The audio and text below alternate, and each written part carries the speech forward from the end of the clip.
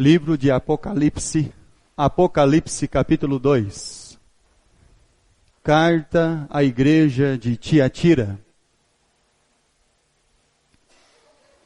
Apocalipse capítulo 2, do versículo 18 ao versículo 29. Vamos à leitura.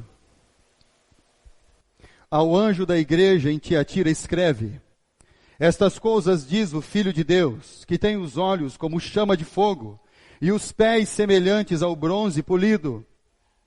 Conheço as tuas obras, o teu amor, a tua fé, teu serviço, a tua perseverança, as tuas últimas obras, mais numerosas do que as primeiras. Tenho, porém, contra ti que toleras essa mulher Jezabel, que a si mesma se declara profetiza. Não somente ensine, mas ainda seduza meus servos a praticarem a prostituição e a comerem coisas sacrificadas aos ídolos. Dei-lhe tempo para que se arrependesse. Ela, todavia, não quer arrepender-se da sua prostituição. Eis que a prostro de cama, bem como em grande tribulação, os que com ela adulteram, caso não se arrependam das obras que ela incita. Matarei os seus filhos, e todas as igrejas conhecerão que eu sou aquele que sonda a mente e corações, e vos darei a cada um segundo as vossas obras. Digo, todavia, a vós outros, os demais de Tiatira, a tantos quantos não têm essa doutrina, e que não conheceram, como eles dizem, as coisas profundas de Satanás. Outra carga não jogarei sobre vós. Então somente conservai o que tendes, até que eu venha. Ao vencedor, ao que guardar até o fim as minhas obras, eu lhe darei autoridade sobre as nações. E com o cetro de ferro as regerá, e as reduzirá a pedaços como se fossem objetos de barro. Assim como também eu recebi de meu Pai, dar-lhe-ei ainda a estrela da manhã. Quem tem ouvidos, ouça o que o Espírito diz às igrejas. Quando nós lemos a carta à igreja que está em Tiatira, você logo percebe qual é o risco que a igreja corre? Qual é o risco que a igreja, durante toda a sua trajetória, ela tem andado numa linha tênue ali, bem perigosa? E sem a compreensão da palavra de Deus, meus irmãos, é bem provável que muitas igrejas estarão com aquele problema de que aquele que se apresenta como o eterno vai vir tirar o candeeiro. Então você pode ter nome de igreja, você pode ter placa de igreja, você pode ter templo de igreja, você pode ter banco de igreja. Você pode ter gente pregando sobre igreja. Mas aquele que se apresenta como o eterno, ele vem e tira o candeeiro da igreja, ou seja, o direito de ser igreja. Então você pode ter um CNPJ, você pode ter uma inscrição federal, você pode ter cultos regulares, você pode ter nome de religião. Mas nem sempre isso é a autenticidade de uma igreja. Uma igreja não se conhece pelo nome. Uma igreja não se conhece pela trajetória dela. No sentido de onde que ela veio. O nome que ela tem, centenário, milenar, seja ele qual for, de uma década, de ontem.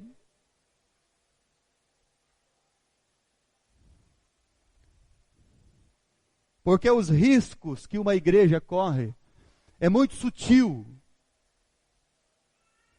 Por isso nós devemos estar plenamente, meus irmãos, com entendimento, nossos ouvidos, nosso coração, a nossa leitura da palavra de Deus em dia, para que nós não venhamos a permanecer como o rapaz lá do Salmo, aquele homem do Salmo 73. Quase os meus pés vacilaram, quase eles escorregaram. Então a nossa vida cristã, ela pode se comprometer pelos caminhos que nós vamos trilhando como igreja. Talvez, se essa igreja local fosse uma igreja que tivesse a porta fechada,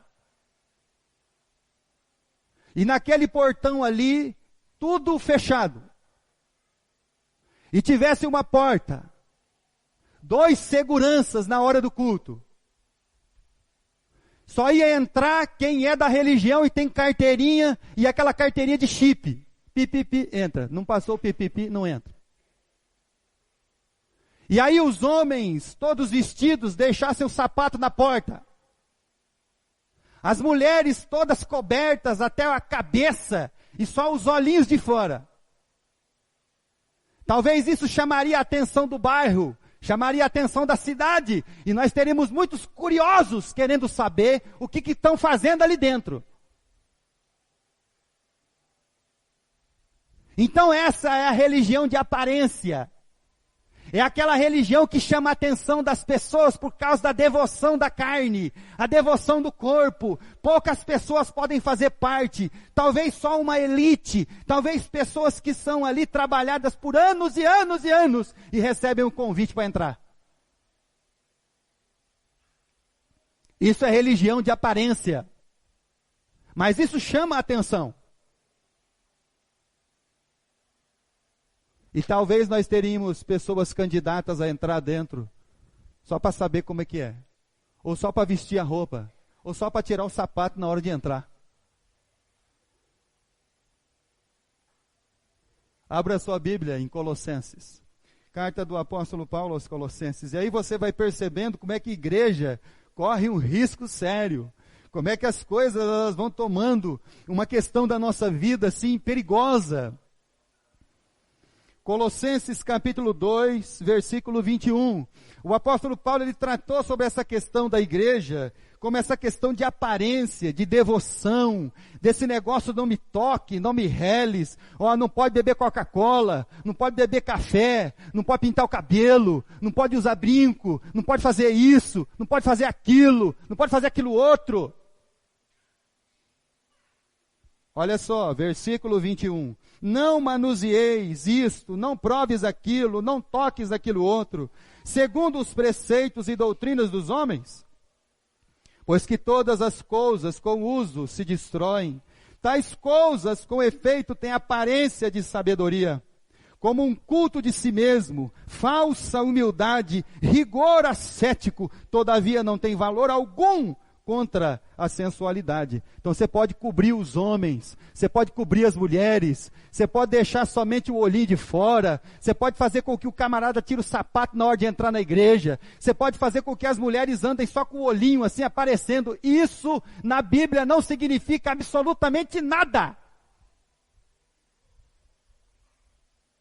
Isso só tem valor para as pessoas como aparência, falsa humildade. Está vendo como a gente corre o risco?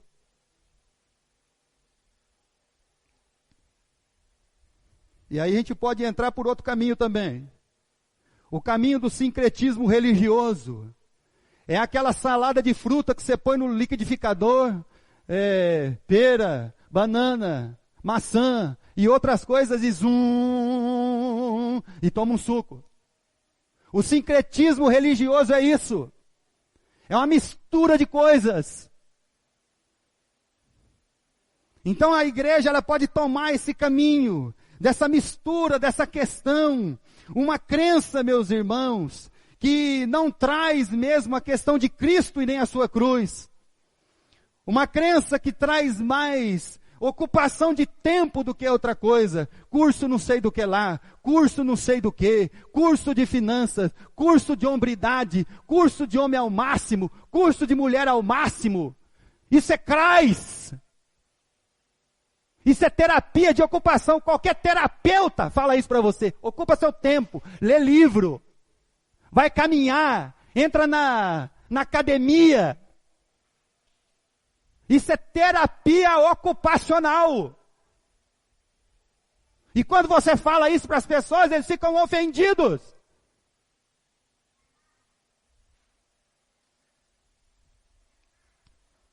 Atos dos Apóstolos, capítulo 17. Abra sua Bíblia lá. Atos dos Apóstolos, capítulo 17. Se você for um bom terapeuta, ele vai indicar um monte de coisa para você fazer. Isso é terapia ocupacional. Capítulo 17. Versículo 19. Opa, estou em João. Atos 17. Versículo 19. Então, tomando consigo, levaram a Areópago, dizendo: podemos saber que nova doutrina é essa que ensinas? Paulo estava lá na praça de Atenas, no meio dos gregos, dos homens sábios do seu tempo, que até hoje estão aí, né? Péricles, Sócrates e outros, Platão. E aí quando ele chega lá, ele começa a pregar Jesus e a ressurreição, o pessoal toma ele e fala assim: vamos levar para você lá onde é a nossa religião. Lá onde é o nosso templo de adoração. E aí mostraram para ele toda a sua religiosidade, todo o seu templo, tudo que eles tinham, imagem, foto, que quer que seja, até um lugar, até um altar que não tinha nada em cima, até um Deus desconhecido tinha lá. Então essa é a nossa religião, é uma mistura, mostra para nós o que você está pregando para a gente. Capítulo 17 de Atos dos Apóstolos, versículo 22. Então Paulo, levantando-se no meio do Areópago, disse: senhores atenienses, em tudo vejo acentuadamente que vocês são religiosos. Vocês têm uma religião misturada. Vocês têm uma religião que tem de tudo. Tem tudo aqui para você escolher. Então você entra hoje numa religião que você acha que é uma religião, que você pensa que é uma religião, como eles dizem, evangélica. E aí você vai lá, tem regressão do passado. Você precisa fazer uma terapia com o exato para regredir no seu passado, você consertar o seu passado e você voltar aqui. Isso é espiritismo, isso é kardecismo. Aí você chega lá, meus irmãos, tem quebra de maldição. Nós temos que fazer uma campanha para quebrar a maldição da sua vida. Isso é candomblé, isso é macumbaria.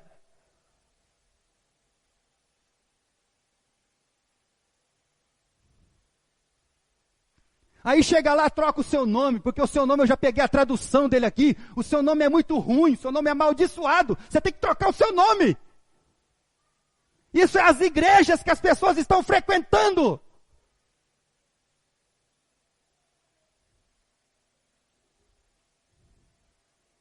Mas onde está o Evangelho? Onde está Cristo?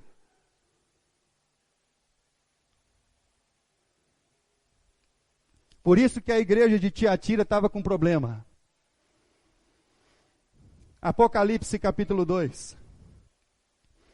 A igreja de Tiatira está com muito problema, muita dificuldade. Apesar de até o crescimento, a igreja cresceu, a igreja está crescendo. As suas últimas obras são mais intensas do que a primeira. Crescendo.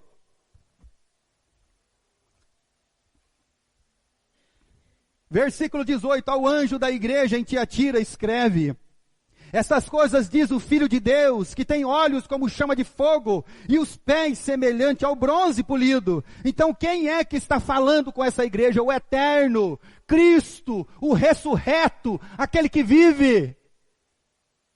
Apocalipse capítulo 1, versículo 14, a sua cabeça e cabelos eram brancos como a alva lã, como neve, e os seus olhos como chama de fogo. Essa é a visão de João do Eterno, do Cristo ressurreto. Versículo de número 15, os pés semelhante ao bronze polido, como que refinado numa fornalha, e a voz como voz de muitas águas. Isso é o que João está vendo e ouvindo. Então quem é que está se apresentando à igreja de Tiatira? O Eterno ressurreto. Aquele que tem olhos como chama de fogo, que está contemplando tudo, está vendo tudo. Aquele que tem pés polidos numa fornalha, aquele que tudo vai provar na nossa vida, porque é aquele que esquadrinha a sua mente, o seu coração e os desígnios da sua alma. É esse que está falando com a gente.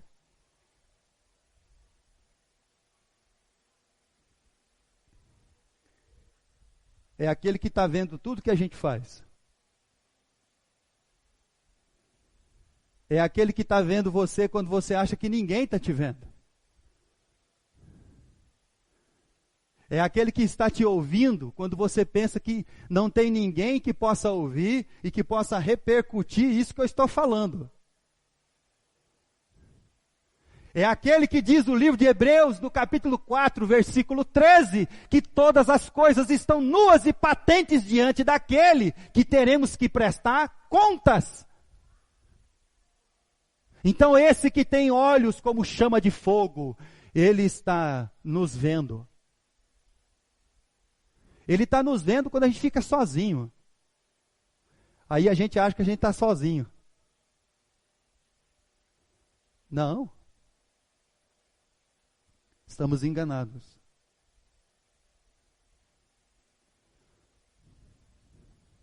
É esse que vai provar todas as coisas na nossa vida. O nosso coração, o intento do nosso coração. 1 Coríntios, capítulo 3. Abra sua Bíblia lá, por favor. 1 Coríntios, capítulo 3. Olhos como chama de fogo. É aquele, meus irmãos, que tudo vê, contempla bons, contempla os maus, contempla as nossas boas obras, contempla as nossas mazelas, o nosso pecado, as nossas faltas, as nossas transgressões, aquilo que nós achamos que escondemos dos irmãos, mas nós não escondemos de Deus, não tem jeito.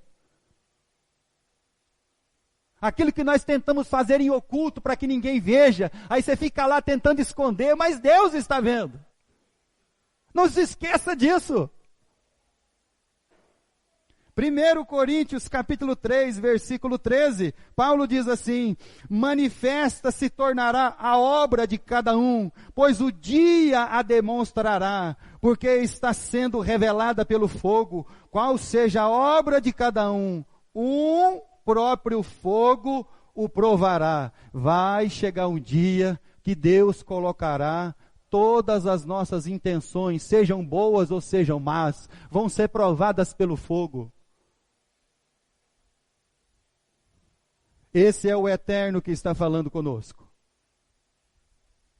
Esse é o eterno que se apresenta à igreja de Tiatira. Apocalipse capítulo 2, versículo 19. É aquele que está vendo tudo que a igreja de Tiatira está fazendo. É aquele que está e vai provar tudo aquilo que a igreja de Tiatira, que a primeira igreja batista da fé de Oriente está fazendo. É este que vai provar todas as coisas.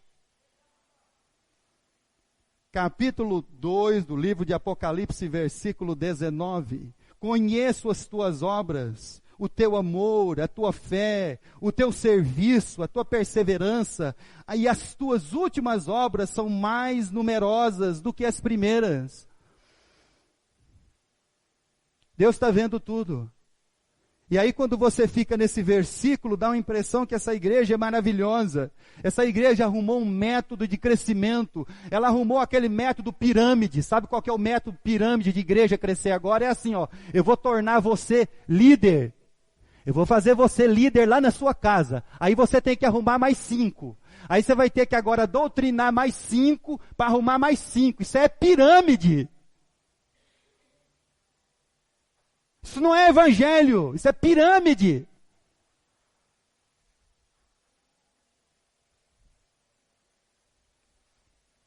As suas últimas obras são maiores do que as primeiras. Quando alguém chega aí, parece que vocês são amorosos, vocês têm fé, vocês têm perseverança.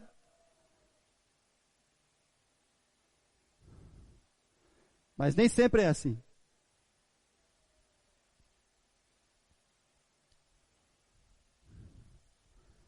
Quando Barnabé foi enviado à igreja de Antioquia, no capítulo 11 de Atos dos Apóstolos, ele foi enviado pela igreja de Jerusalém. A igreja de Antioquia estava pregando o evangelho. E aí quando ele chega na igreja de Antioquia, ele vê a graça de Deus. E aí ele incentiva os irmãos a continuar, a perseverar naquela graça de pregar o evangelho. Ele viu a graça. Então o sincretismo, ele é perigoso. A dureza da religião é perigosa.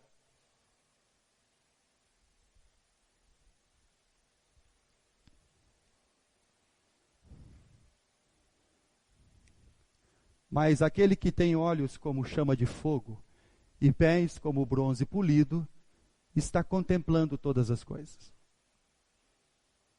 E aí ele tem algo contra a igreja. Apocalipse capítulo 2. Do versículo 20 ao versículo 24. Tenho, porém, contra ti que toleras que essa mulher Jezabel, que a si mesma se declara profetisa, não somente ensine, mas ainda seduza os meus servos a praticarem a prostituição, a comerem coisas sacrificadas aos ídolos. Dei-lhe tempo para que se arrependesse. Ela, todavia, não quer arrepender-se da sua prostituição. Eis que eu a prostro de cama, bem em grande tribulação os que com ela adulteram. Caso não se arrependam das obras que ela incita, matarei os seus filhos, e todas as igrejas conhecerão que eu sou aquele que sonda mente e corações. E vos darei a cada um segundo as vossas obras. Então Deus aqui está falando a uma igreja, e Ele está dando um recado para a igreja, que somos nós. Cuidado com o que você planta, porque você vai colher. Eu darei a cada um segundo a sua planta, segundo aquilo que você está plantando, segundo aquilo que você está fazendo. Eu vou retribuir a você exatamente como você está fazendo. Versículo 24. Digo, todavia, a vós outros, os demais de Tiatira, a tantos quantos não têm essa doutrina e que não conheceram, como eles dizem, as coisas profundas de Satanás, outra carga não jogarei sobre vós. Então tinha gente lá que não tinha sido contaminado ainda com essa questão de Satanás.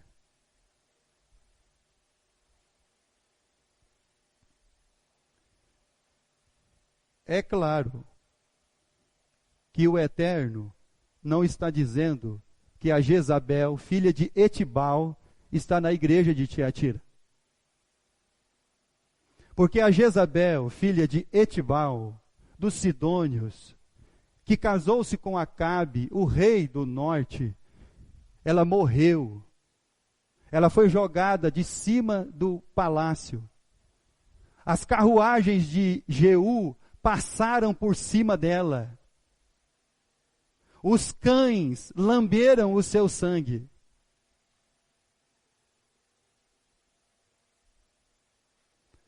Mas esse nome nefando de Jezabel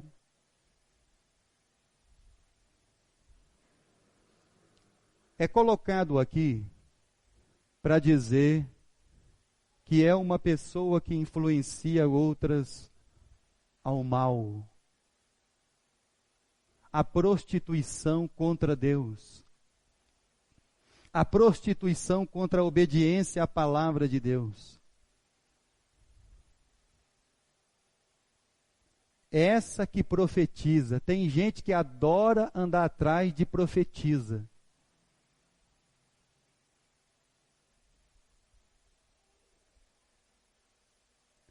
Sabe o que essas pessoas ensinam, meus irmãos?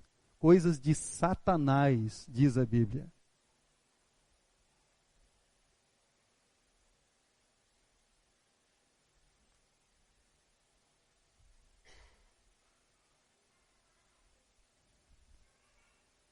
Abra sua Bíblia em 1 Reis, capítulo 16. Vamos conhecer um pouquinho da história de Jezabel, Acabe. 1 Reis, capítulo 16.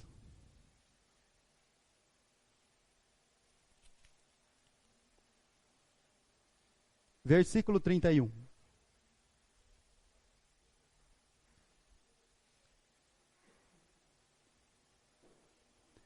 Como se fora coisa de somenos, andar ele nos pecados de Jeroboão, filho de Nabate, tomou por mulher Jezabel, filha de Etbal, rei dos Sidônios, e foi e serviu a Baal, e o adorou. Levantou um altar a Baal na casa de Baal, que edificara em Samaria. Também Acabe fez um poste ídolo, de maneira que cometeu mais abominações, para irritar ao Senhor Deus de Israel, do qual todos os reis de Israel que foram antes dele, então ele foi pior do que os outros.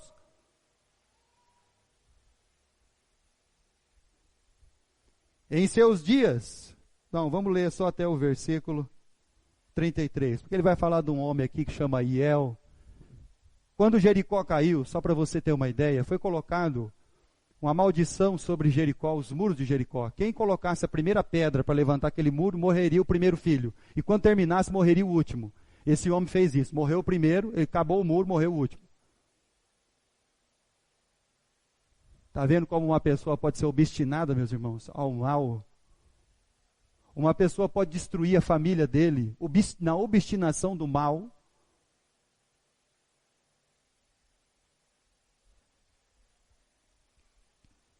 Esse Jezabel, esse Acabe, estão na divisão do reino. Reino do sul, quem está reinando é Josafá. Reino do norte, capital é a Samaria. Israel está dividido. Acabe. 1 Reis, capítulo 18, versículo 4. O que essa mulher... O que esse homem, eles fazem com aqueles que se intitulam servos de Deus? Capítulo 18 de 1 Reis, versículo 4. Porque quando Jezabel exterminava os profetas do Senhor, Obadias tomou 100 profetas e de 50 em 50 escondeu numa cova e os sustentou com pão e água. Ela matava os profetas do Senhor. Está vendo? Porque é uma complicação você ter pessoas encaminhando uma nação, um povo, uma igreja ao caminho do pecado e do erro. Ela mata os profetas. Ela tentou matar o Elias, mas ela também chegou no seu fim. 2 Reis, capítulo 9. Livro de 2 Reis, capítulo 9. Versículo 30. Por que temos que ler a Bíblia? Para que não fique nenhuma dúvida em nosso coração. 2 Reis, capítulo 9, versículo 30. Tendo Jeú chegado a Jezreel, Jezabel soube então e pintou-se em volta dos olhos, enfeitou a cabeça e olhou pela janela. Talvez as igrejas tiraram a doutrina que não pode pintar aqui, ó. Aí eles leem um versículo da Bíblia e falam a doutrina.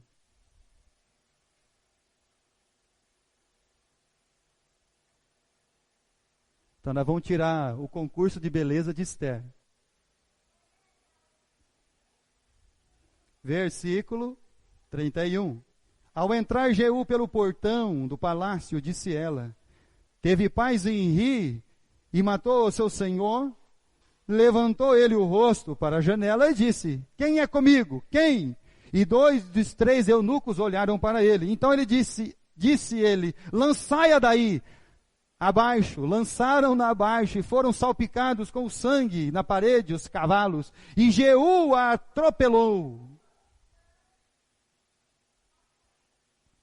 Ele entrou para comer, comeu, falou com os servos, sepulta ela, ela é filha de rei. Quando voltaram, a profecia de Elias tinha se cumprido. Entrando ele e havendo comido e bebido, disse, olhai por aquela... É essa palavra mesmo que está aí na sua Bíblia.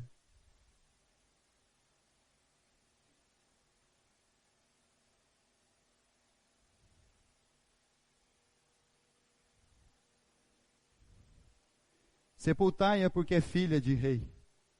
Foram para sepultar, porém não acharam dela senão a caveira, os pés e as palmas das mãos. Então voltaram e lhe o fizeram saber e disse: esta é a palavra do Senhor que falou por intermédio de Elias, o tesbita, seu servo, dizendo: no campo de Jezreel os cães comerão a carne de Jezabel. O cadáver de Jezabel será como esterco sobre o campo da herdade de Jezreel, de maneira que já não dirão: esta é Jezabel, não vai ter nem sepulcro para ela.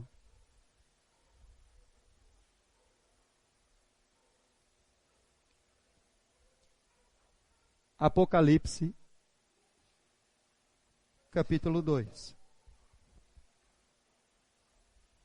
Então eu tenho contra ti que toleras alguém que encaminhe vocês sempre para um caminho de perdição. A grande pergunta é, meus irmãos, qual profeta que nós queremos ouvir?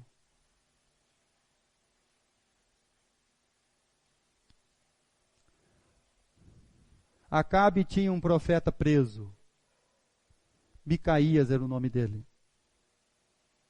O dia que Josafá fez aliança com Acabe para lutar contra o rei da Síria, ele mandou chamar os profetas de Baal dele. Os profetas de Baal disseram assim: pode ir, vai dar tudo certo, você vai vencer. Não é assim que você quer ouvir? Qual profeta que você quer ouvir? Assim diz o Senhor: você será colocado por cabeça e não cauda. Você vai vencer na sua vida. Seu salário vai aumentar. Eu vou tirar do ímpio e dar para você. Eu vou matar os seus inimigos. Não é esse tipo de profeta que as pessoas querem ouvir? Mas ninguém quer ouvir assim, ó. Assim diz o Senhor: você é soberbo, mentiroso. Você deixa a casa do seu Deus para ir atrás de Mamon. Profeta assim ninguém quer ouvir. Você rouba a Deus. Você mente.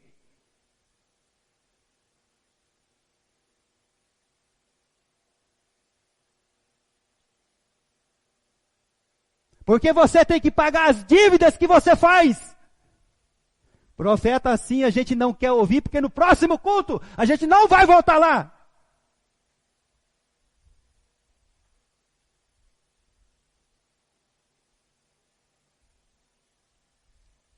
Para de oprimir sua família. Para de oprimir seus filhos. Para de mentir. Isso nós não queremos ouvir. Não entre em caminhos com quem não está ligado ao Senhor, porque você vai sofrer muito.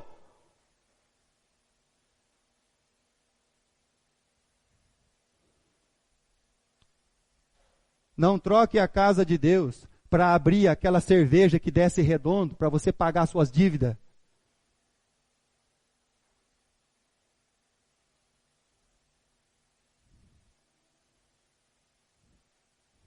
Aquele que tem olhos como chama de fogo, está vendo você quando você está com o celular na mão e o seu companheiro de trabalho, e ele está mostrando para você todas as barbaridades deste mundo.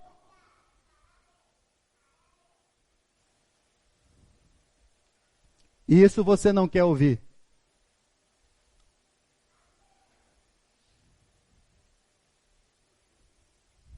Você é ruim de serviço. Você não quer ouvir isso aí.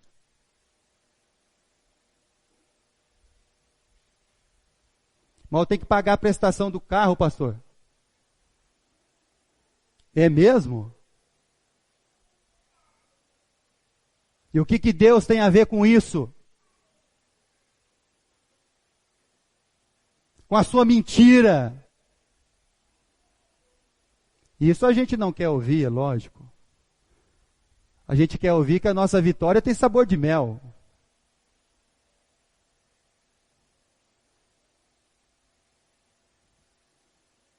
Olha só, meus irmãos. Então, por isso que a gente quer ouvir Jezabel.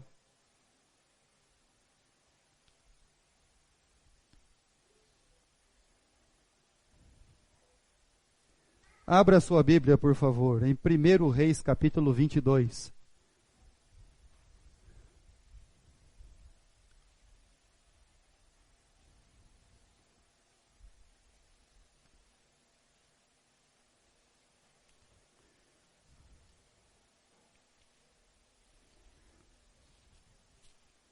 Primeiro Reis, capítulo 22.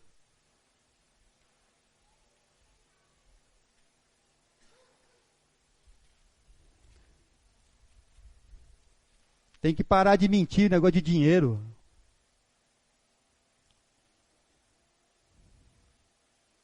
Ganha tanto, fala que ganha não sei quanto. Isso é mentira.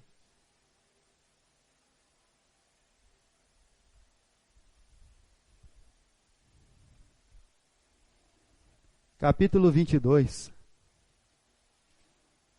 Sabe o que eles fazem com profetas que falam a verdade? Eles matam.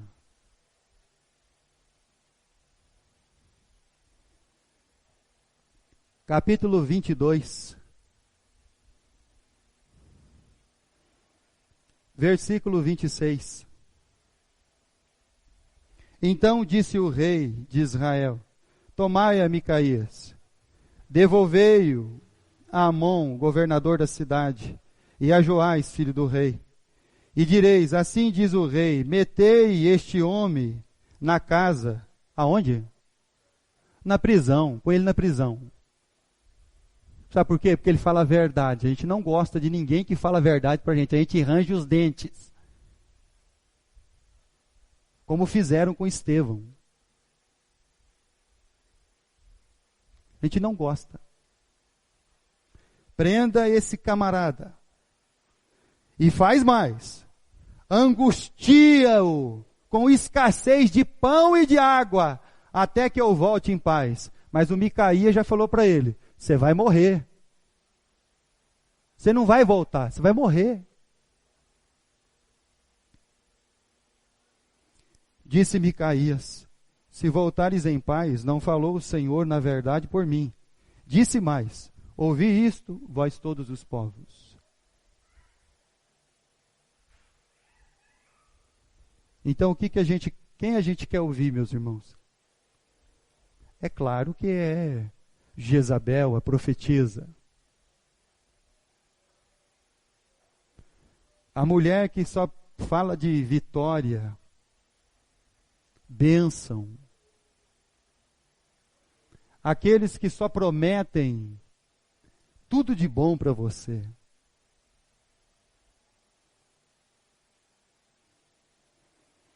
Eu tenho contra você que tolera uma profetisa.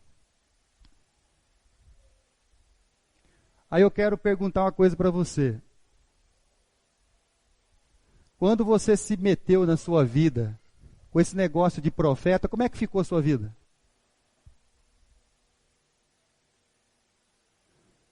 Você ficou mais firme na fé? Você vivia com medo? E com dúvida do que ia acontecer, aí não acontecia, aí você ficava com o coração, porque prometeram para mim, e agora não aconteceu. Fala para mim como é que ficou a sua vida. Deixa eu falar uma coisa para você, deixa eu perguntar outra coisa para você. A partir do momento que você passou a ouvir uma palavra de Deus, como é que ficou a sua vida? Você é uma pessoa infantil ainda, ou você está sendo amadurecido por Deus? Você ainda é aquela criancinha correndo atrás das coisas, ou você já se tornou um adulto amadurecido?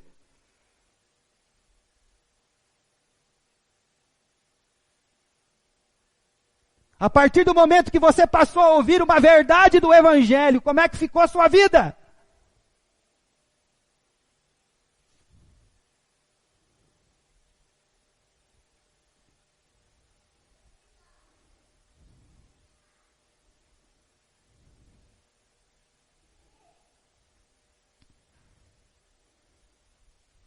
Apocalipse capítulo 2.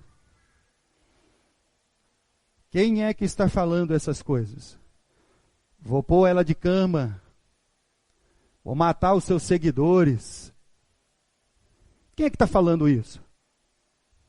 O Eterno.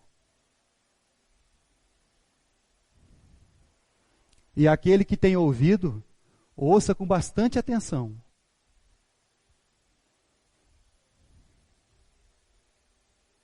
Porque quem está falando é Deus.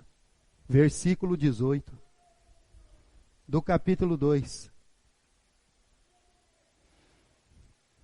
Estas coisas diz o Filho de Deus, que tem olhos como chama de fogo e os pés semelhante ao bronze polido.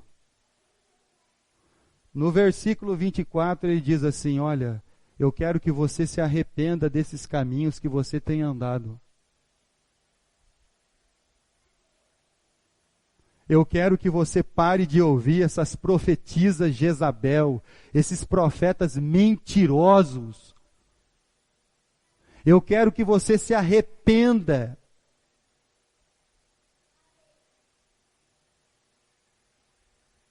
Eu dei tempo para você se arrepender.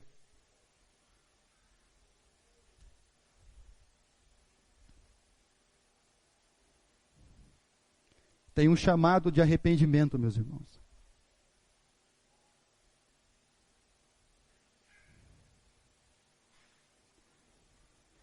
Versículo 24. Digo todavia a vós outros, os demais de Tiatira, que há tantos quantos não têm essa doutrina, e que não conheceram, como eles dizem, as coisas profundas de Satanás, outra carga não jogarei sobre vós. Tinha gente lá ainda que não tinha sido ainda contaminada com essas coisas. Com essa falsa religiosidade. Com esse sincretismo de religião. Com as coisas de conveniência da nossa vida.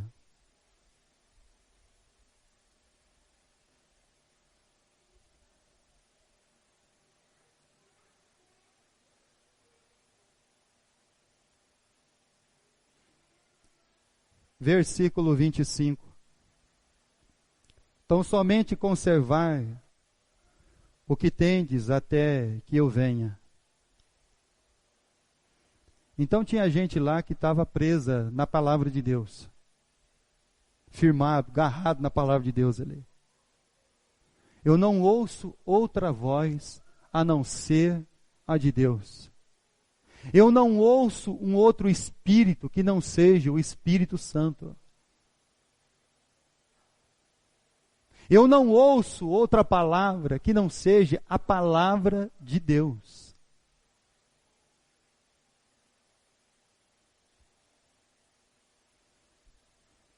Eu não sou ensinado a seguir um guru espiritual. Eu sou ensinado a seguir a Cristo.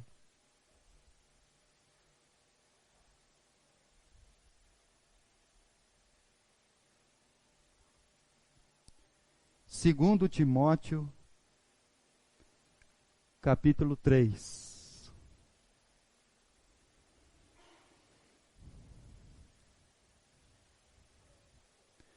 Guarda o que você tem. Segundo Timóteo, capítulo 3, versículo 14.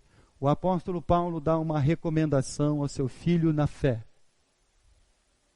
Ele diz assim, você me conhece bem, Timóteo. Você olha para mim e sabe quem eu sou. Você me conhece bem.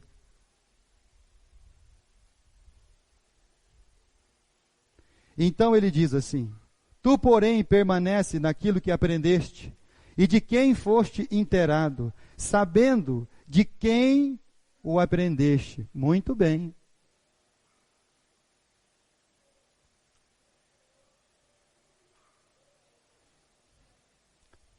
Quando a gente leu a Bíblia e disse que o falso profeta seria conhecido pelo seu fruto, e de fato é verdade. Mas agora eu quero perguntar uma coisa para você, meu irmão e minha irmã. Que frutos você colheu de falso profetismo?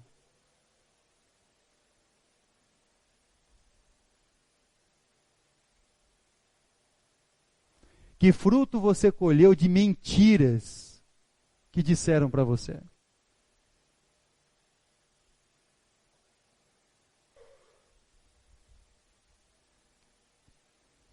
Permanece naquilo que aprendeste e de quem fostes inteirado, sabendo de quem o aprendeste.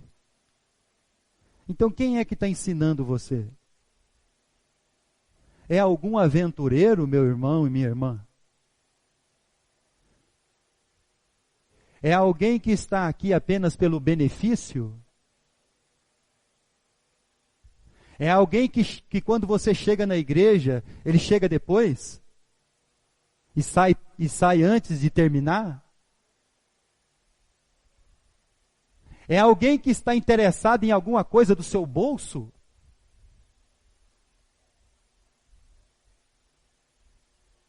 Quem é que está ensinando você?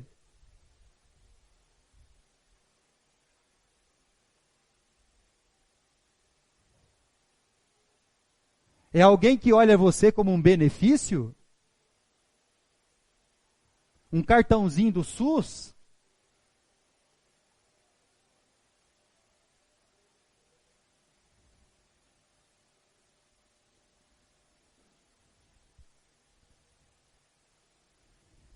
E a igreja de Tiatira estava vivendo esse problema.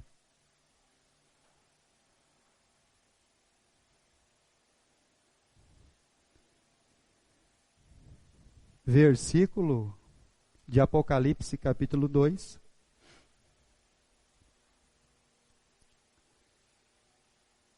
Ao vencedor, versículo 26, que guardar até o fim as minhas obras, eu lhe darei autoridade sobre as nações. Essa parte me interessa, pastor. Autoridade. Eu quero autoridade sobre os outros, eu quero mandar nas pessoas. Essa parte eu gostei. Quero que o senhor dê uma explicação para a gente a respeito disso. Opa, vou dar.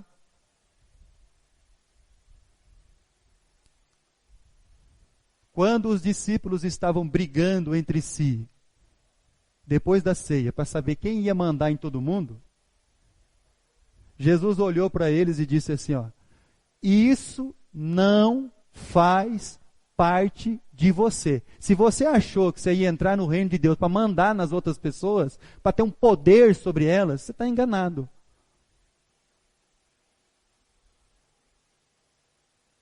A igreja de Jesus, a igreja de Cristo, não é alguém mandando nos outros.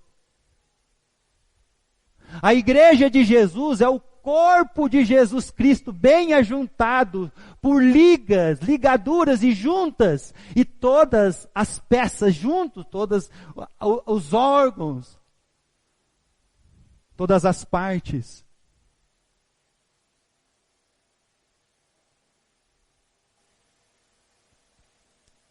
Igreja de Jesus não é um mandando em todo mundo. Igreja de Jesus somos todos nós caminhando juntos.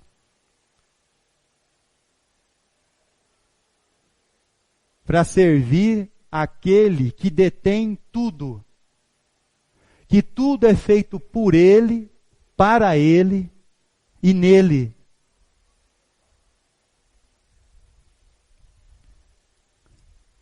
A gente já quer poder para mandar nos outros. Versículo 27. E com o cetro de ferro as regerá, e reduzirá os pedaços como se fossem objetos de barro. Está vendo que se você não prestar atenção no que você lê, daqui um pouco você está achando que você vai ser um Nabucodonosor. Você vai ser um César romano. Um Gengis Khan. Um Napoleão tentando conquistar o mundo. Um Adolf Hitler.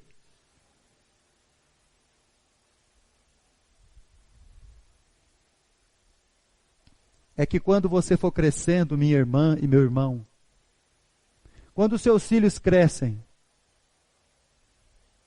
você já não precisa mais levar eles no banheiro.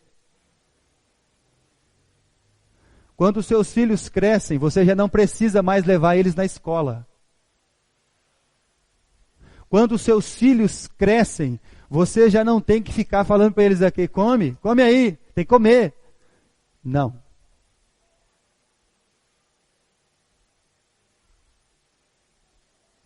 Quando o cristão começa a amadurecer, ele já é capaz de discernir dentro das Escrituras e tomar suas decisões em Cristo, na palavra de Deus.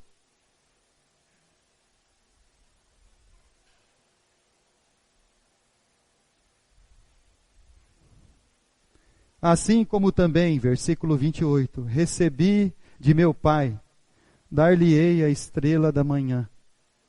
Quem tem ouvidos, ouça o que o Espírito diz às igrejas.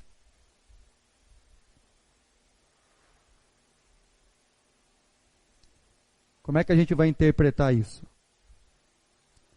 A gente vai lá para 1 Pedro 1, 19, a gente vai para Apocalipse 22, como é que é?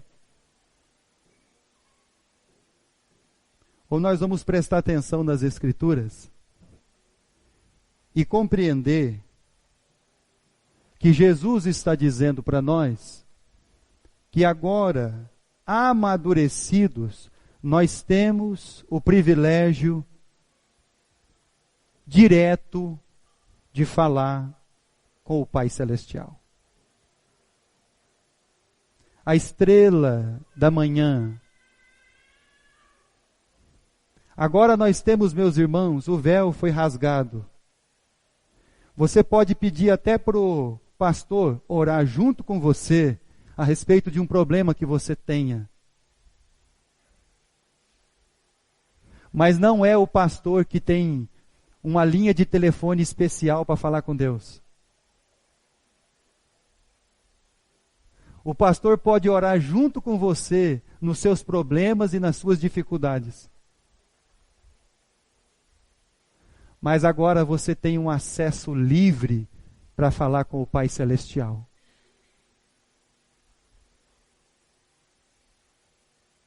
Quem tem ouvidos, ouça. Se você tem ouvidos, ouça bem.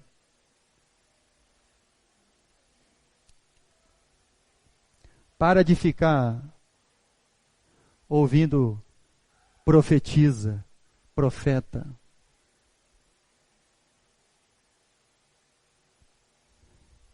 O único lugar que essas coisas levam as pessoas é aquilo que levou o fim de Jezabel.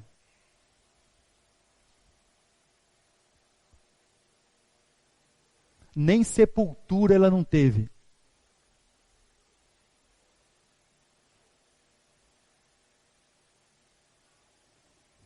Se você tem ouvido para ouvir, ouça com atenção.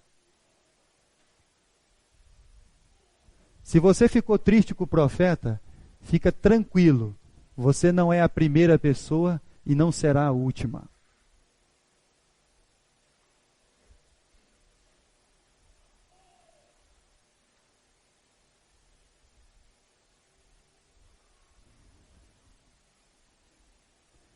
Que Deus possa nos abençoar.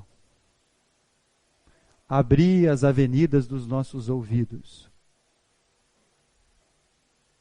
Nosso coração. Em nome de Jesus.